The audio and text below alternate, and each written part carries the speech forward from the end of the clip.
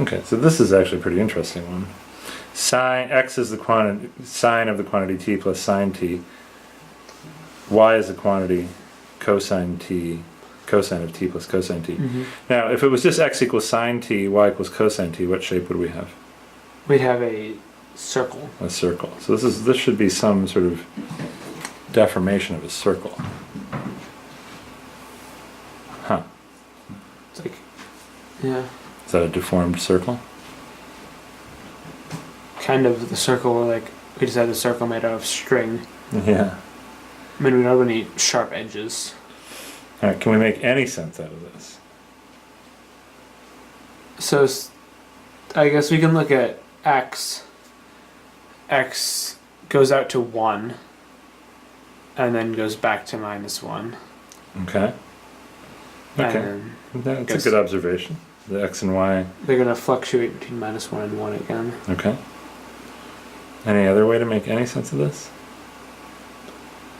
Well, around 0,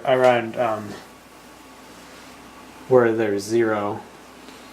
Well, it's tough to know, like, what t value is that? So at t equals 0, I get sine of 0 plus 0, so that's 0. Yeah. But I get cosine of 0 plus 1, so I get 0 comma cosine of 1. So cosine of 1 Would be pi is a little bit bigger than pi over 4, right? pi over... Well, let's call it between around. pi over 4 and pi over 2.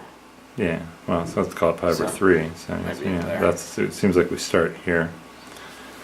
But I want to see something interesting here. I'm going to go from minus 10 pi to 10 pi. What do you think is going to change, if anything, in the graph here?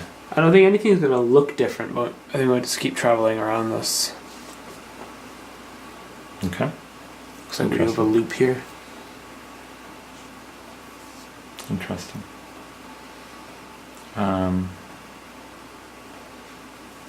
What if I go from 100 pi to 100 pi?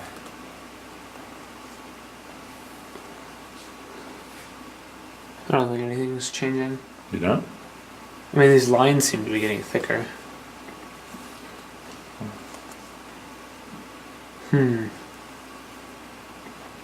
What did I have before? Did I go minus 100 to 100? Yeah. Yeah, so this is interesting. This one's not actually periodic. The cosine, the signs inside the sine throw things off.